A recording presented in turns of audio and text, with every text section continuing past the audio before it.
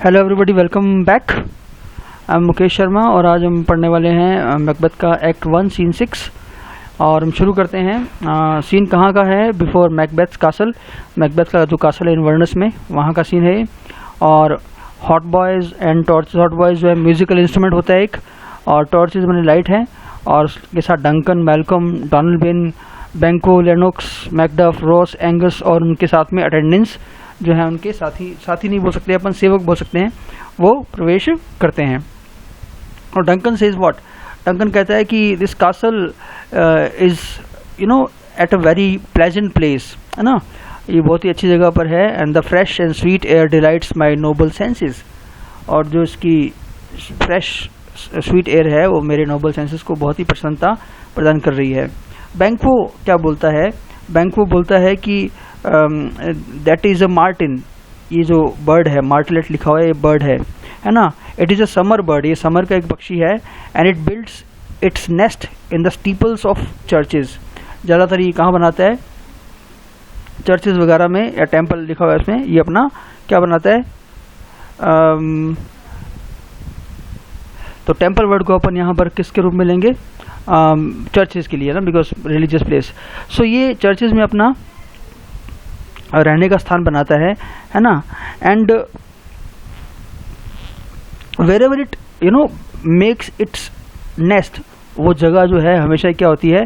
Sweet और blessed होती है उस जगह की बर्ड, जो ब्रीज है ना।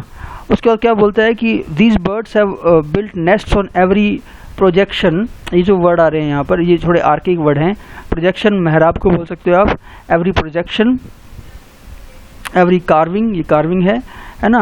और बटरेस जो है वो अपन पिलर्स को बोल सकते हैं। नोर कॉइन ऑफ वेंटेज, मतलब कोई भी ऐसी जगह नहीं है जो सामने दिखाई दे जो उन्होंने छोड़ी हो, है ना, जहाँ पर उन्होंने अपना रहने का स्थान ना बनाया हो, है ना। और मैंने नोटिस करा है, I have notice that martins जो हैं, they prefer to live and mate in places where the air is most fine, है ना, जहाँ पर एयर बहुत ही क्या होती है? फाइन होती है। ऐसी जगहों पर वो अपना नेस्ट बनाना प्रेफर करते हैं। नाउ लेडी डंकन जो है वो एंटर करती है, सॉरी लेडी मैकबेथ जो है वो एंटर करती है। और जैसे वो एंटर करती है, उसके आने पर डंकन बोलता है, क्या बोलता है? Look, it's our honoured hostess, हमारी मेज़बान है ये। नाउ व्हाट डज ही से? थोड़ा सुन लेना ध्यान से, because some of you have told me to use as much English as possible.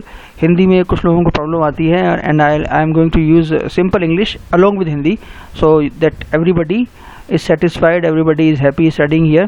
So ये हमारी मेज़बान आ गई है। and I'm troubled sometimes by the length that my people go out of love for me, है ना, मतलब मेरे प्यार के लिए जो लोग करते हैं उसके लिए मुझे कभी कभी बड़ा ही मतलब परेशानी होती है ना। तो in saying this I am suggesting that you should thank me for the trouble my presence is causing you. क्यों? तुम्हें मुझे थैंक करना चाहिए, मेरी जो प्रेजेंस तुम्हें ट्रबल कोज कर रही है उसके लिए। क्यों? Since I am here out of my love for you, क्योंकि मैं तुम्हारे लिए, मेरा जो प्रेम है उस कारण से यहाँ पर आया हूँ। लेडी मैकबेथ क्या बोलती है कि ऑल आवर एफर्ट्स, है ना, even if they were doubled and then doubled again, अगर उसको हम दोगुना भी कर देते, are poor and small acts, वो तुम्हारे सब क्या हैं? बिल्कुल छोटे एक्ट होंगे, है ना। When compared to the profound honor you have brought to our home, वो ऑनर जो आप हमारे घर में लेके आए हो आपके आने से, है ना। In gratitude for the honors you have given us in the past and those you have added just recently, we will always pray and support for you. मतलब वो कह रही है कि आप टेंशन मत लीजिए, आपने जो हम पर एहसान किए हैं, आपने जो हमें ऑनर दिए हैं, उनके लिए हम क्या करेंगे? हमेशा आपका सम्मान करेंगे और आपका सपोर्ट करेंगे। ओके, फिर जो है डंकन क्या बोलता है कि थेन ऑफ काउड्रेनिक, मैकबेथ कहाँ है ना। We followed closely after him, हम उसका पीछे पीछे आ रहे थे, है ना। And hope to overtake him on the road, हम सोच रहे थे कि हम उसको पकड़ लेंगे, so that we could be the ones to welcome him, ताकि हम उसका वेलकम करें, वो नहीं। But he rides well and his great love for you which is as sharp as his skills in the war, है ना, skills in the war, है ना, helped him reach his home before us, हमसे पहले पहुंचने में उसने help कर दी है। And beautiful and noble hostess, we are your guests tonight. आज हम तुम्हारे मेहमान हैं। लेडी मैकबेथ क्या बोलती है? लेडी मैकबेथ बोलती है कि we are always your servants and our servants we ourselves and everything we own belongs to you. सब कुछ तुमसे ही संबंधित है, सब कुछ आपका ही है ना। It is all yours to use and enjoy, and we are ready to return it to you because it is really your own after all। क्योंकि है तो तुम्हारा ही सब कुछ, जो भी हमारा है वो आपका ही है ना। डंकन जो है वो क्या बोलता है? डंकन बोलता है कि give me your hand and lead me and take me to Macbeth, है ना। जो मेरा होस्ट है, I love him very dearly and I shall continue to hold him in high favour when you are ready hostess. जब तुम चाहो, अगर तुम्हारी इच्छा हो मतलब, तो तुम मुझे हमें कहाँ ले चलो? मैकबेथ के पास ले चलो। इस तरह से वो वहाँ से चले जाते हैं। नाउ सी, एक्ट 1 का जो सीन 6 है उसमें एक बहुत बड़ी आयरनी है। आप देखिए, डंकन आते ही शुरू में क्या बोलता है कि ये बहुत ही प्लेजेंट है, और बैंको भी इस बात का समर्थन करता है कि यहाँ पे पक्षी ऐसा पक्षी है जो चर्चेज में अपना घोंसला बनाता है ना। और मतलब वो जगह जहाँ वो घोंसला बनाता है वो प्योर हो जाती है, वहाँ की हवा भी शुद्ध हो जाती है। But you know, nobody knows what is going to happen, although we as the viewers or we as the audience know slightly that Macbeth and his wife are going to do something really bad, and probably they are going to kill Duncan, although we don't know it certainly or with certainty, but we know something is bad and something bad is going to happen। So जब ऐसा कुछ हो कि शुरुआत अच्छी हो, सब अच्छा मान रहे हो, लेकिन कुछ बुरा होने वाला हो, तो उसे हम आयरनी बोल सकते हैं। सो एक्ट 1 6 सीन में एक आयरनी है। हम आगे चलते हैं एक्ट 1 सीन 7 पर। ओके, एक्ट 1 सीन 1 जो है मैकबेथ का कासल ही है, और वही हॉट बॉयज़ मतलब जो एक म्यूजिकल इंस्ट्रूमेंट होता है उसके साथ और कुछ रोशनी के साथ लोग प्रवेश करते हैं। एक बटलर यानी जो घर में काम करने वाला नौकर है, और उसके साथ दूसरे नौकर जो है कुछ बर्तन लेके आ रहे हैं, स्टेज से गुजरते हैं और मैकबेथ प्रवेश करता है। ये स्पीच जो है बड़ी भी काफ़ी, और थोड़ा ध्यान से सुन लेना, बहुत ज़्यादा बड़ी है इसलिए वर्ड बाय वर्ड तो बहुत मुश्किल हो जाएगा, but I will try my best. तो वो कह रहा है कि if this thing is going to be done, so it is best we should do it very quickly. अगर एक चीज़ की जानी है तो अच्छा होगा हम इसको जल्दी से कर लें, मतलब मारना। अगर असैसिनेशन जो है राजा का वो एक जाल की तरह हो जो उन सब चीज़ों को कैच करता हो जो परिणाम होने वाले हैं, मतलब एक राजा को मारने के जो परिणाम होने वाले हैं वो परिणामों को सबको कैच करने वाला हो, एक जाल, है ना, ऐसा हो ये। तो ये एक्ट जो है वो क्या हो जाएगा? It will be you know the end all of the whole affair. तो मतलब क्या है एंड ऑल का? मतलब यहाँ क्या है कि मतलब सब कुछ खत्म हो जाएगा, वो होप के खत्म होने की बात कर रहा है। और ये लाइन भी बहुत इंपॉर्टेंट है कि but here upon this bank and shoal of time, कि मतलब समय के इस मोड़ पर हम क्या करते हैं, अगली लाइफ के बारे में सोचते हैं। मतलब हम जो काम कर रहे हैं, हम जो गलत काम कर रहे हैं, उसका परिणाम हमें अगले लाइफ में मिलेगा। परंतु रियलिटी क्या है इन केसेस में? रियलिटी ये है कि जजमेंट्स जो है ना वो यही मिल जाते हैं, हमें यहाँ भी मिलते हैं। मतलब अगले जन्म की ज़रूरत नहीं है हमें, है ना। हम अपने इंस्ट्रक्शंस में हम जब सिखाते हैं लोगों को, है ना, जब हम सिखा देते हैं तो वो हमें ही वापस क्या करता है, हॉन्ट करने आ जाता है। मतलब ये है कि अगर हम अपने छोटों के सामने कोई एग्जाम्पल रखते हैं जैसे कोई गलत काम करने का, तो वो फिर वो काम हमें खुद हॉन्ट करने आता है। जैसे पॉप ने भी कहा था कि we think our forefathers fool so wise we grow, our wise sons will no doubt think us to be so, कि अगर हम अपने बड़ों को मूर्ख समझते हैं तो हमारे छोटे भी हमें मूर्ख समझेंगे। सो वो कह रहा है कि ये एक ऐसा इवन हैंडेड बराबर का जस्टिस है ना, जो क्या करता है कि हमने अगर किसी व्यक्ति को कोई जहर का प्याला दिया है ना, तो वो जहर का प्याला हमारे खुद के होठों पे भी लग जाता है। मतलब अगर आप किसी को नुकसान पहुंचाओगे तो आपको खुद का नुकसान भी होगा। मतलब ये एक दुविधा में है। तो ये ही मेरे किंग डंकन है, वो यहाँ पर डबल ट्रस्ट करके आया है। पहला तो ये कि मैं उसका रिलेटिव हूँ, है ना, उसकी प्रजा हूँ, है ना, और strong both against the deed then as his host. तो पहले ये दोनों चीज़ें बहुत स्ट्रॉन्ग हैं। और उसके बाद मैं उसका होस्ट भी हूँ, है ना। जिसको क्या करना चाहिए, जिसको उसके मर्डर के खिलाफ दरवाज़ा बंद कर देना चाहिए, मतलब जो उसका मर्डर करने आए ना उसको भी उसको रोक देना चाहिए, मार देना चाहिए, जो भी कर देना चाहिए ना। लेकिन मैं तो उसको खुद ही मर्डर करने की ट्राई कर रहा हूँ। इसके अलावा डंकन इतना हम्बल लीडर रहा है, इतना ऑनेस्ट रहा है और इतना करप्शन से फ्री रहा है कि उसके जो वर्च्यूज़ हैं, है ना, वो एंजल्स भी उसके लिए गाने लगेंगे, है ना, और उसके मर्डर के खिलाफ रो रो कर गाएंगे। कहने का मतलब ये है ना।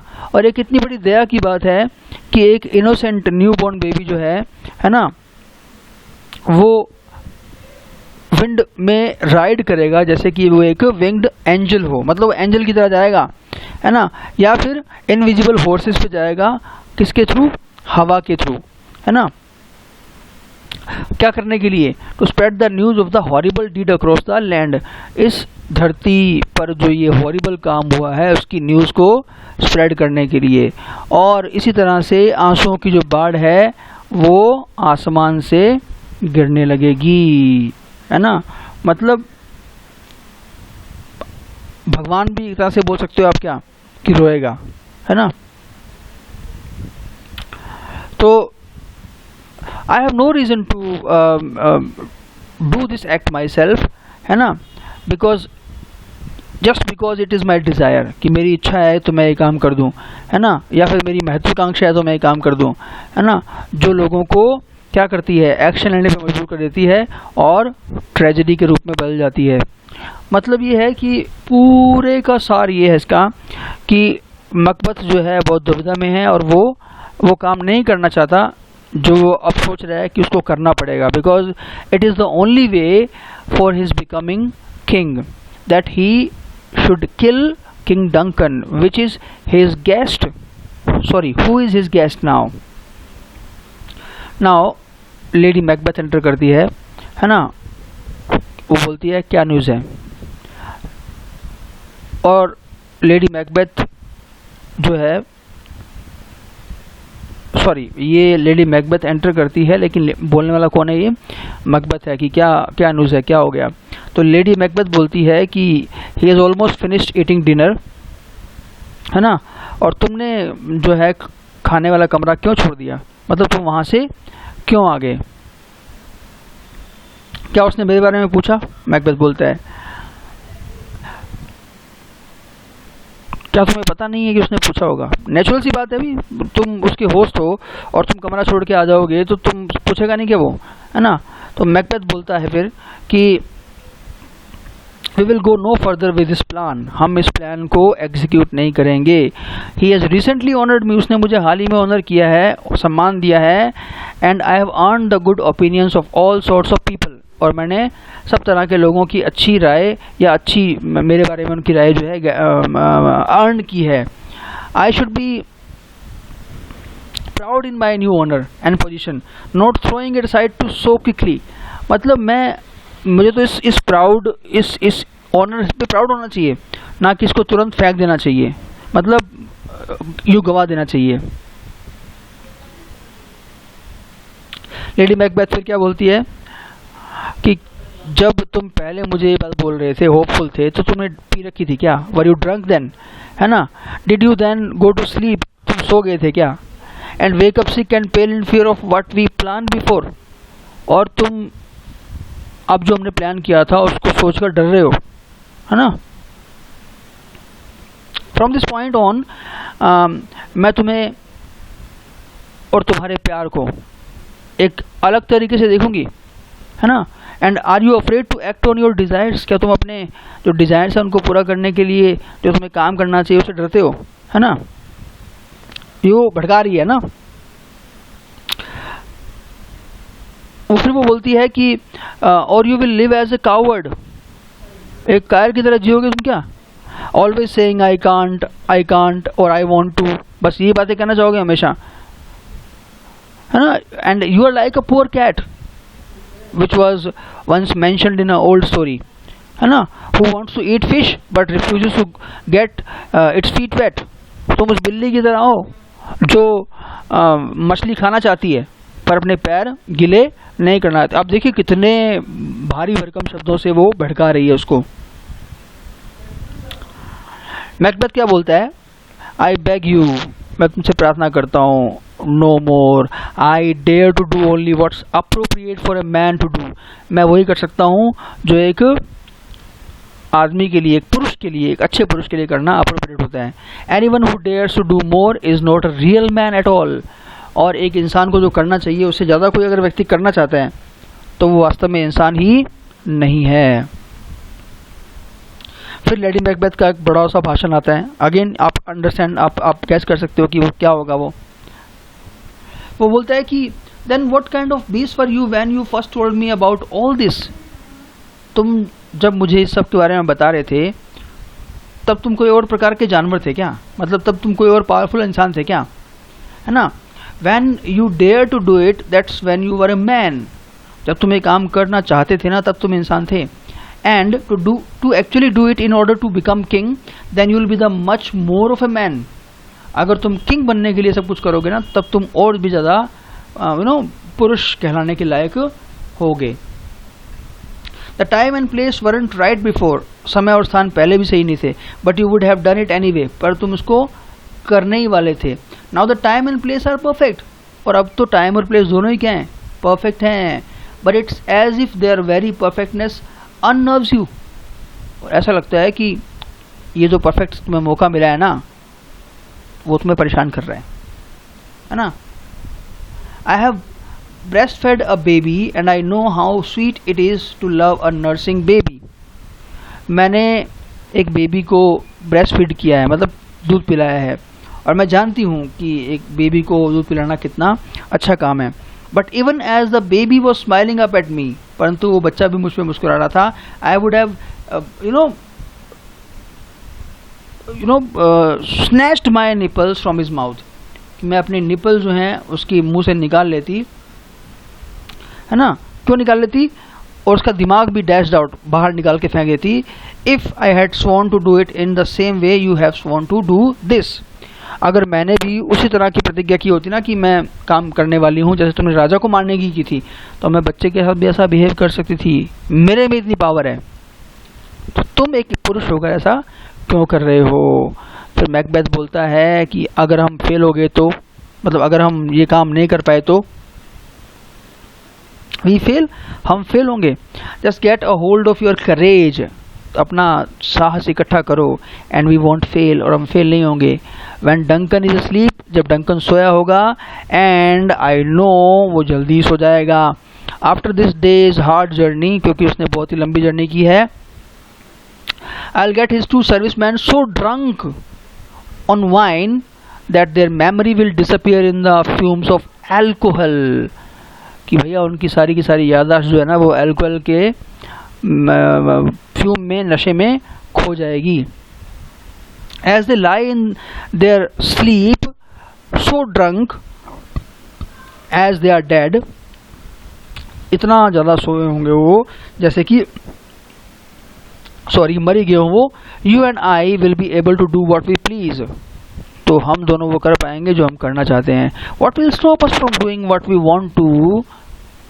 द अनगार्डेड डंकन, जो अनगार्डेड डंकन है उसको मारने में हमें कौन रोकेगा? क्योंकि इसके जो गार्ड्स हैं उनको शराब पिला के मैं बेहोशी कर दूंगी, है ना? ध्यान रखना। And what will stop us from blaming the murder on his drunken servants, और हमें कौन रोकने वाला होगा उसके जो बेवड़े और पिए हुए जो सर्वेंट्स होंगे उन पे सारा इल्जाम डालने से? मतलब कौन रोकेगा हमें? सब कुछ, सब प्लान एकदम परफेक्ट है, तुम डर क्यों रहे हो? नाउ मैकबेथ अब फिर बोलता है, लेट्स सी कितना असर हुआ उस पर, कि may you only give birth to boys, मैं चाहता हूँ कि तुम केवल बच्चों को ही जन्म दो, मतलब मेल बच्चों को ही, because your fearless spirit could only create males, क्योंकि तुम्हारी जो स्पिरिट है वो मेल्स ही पैदा कर सकती है। Are you sure that smearing the 2 drunken servants with blood and using their daggers to do the deed will really make people believe that they were the ones who did it? मतलब क्या तुम्हें वास्तव में लगता है कि 2 पिए हुए जो चौकीदार हैं उनके डैगर्स यूज करके हम राजा को मार दें और उन पर इल्ज़ाम लगा दें और लोग मान जाएंगे? तुम्हें लगता है ऐसा? तो लेडी मैकबेथ क्या बोलती है, Who would possibly think that it could be anyone else? कौन सोचेगा कि ये कोई और था। The two of us will wail with grief when we learn of his death. हम दोनों दुख के मारे रोएंगे जब हम उसकी मौत के बारे में सुनेंगे। मैकबेथ फिर क्या बोलता है, I am convinced and now I will use my strength to achieve this great and terrible thing. अब मैं अपनी पूरी स्ट्रेंथ यूज करूंगा इस महान लेकिन खतरनाक चीज को। Go now and deceive everyone with a show off friendliness. जाओ और जाकर सबको अपनी मित्रता से धोखा दो, मतलब ध्यान भटकाओ। You must hide your treacherous heart behind a false face. तुम्हें अपने चालाकियां करने वाले हार्ट को एक बहुत ही झूठे से फेस के सामने छुपाना पड़ेगा। मतलब कुल मिला के बात यह है कि लेडी मैकबेथ का भड़काना उन 3 विचेस के भड़काने के साथ साथ काम कर गया, and Macbeth is now ready to kill his king and become one. That will be all in this video, and it's going to be the longest video so far, I hope. Thank you very much.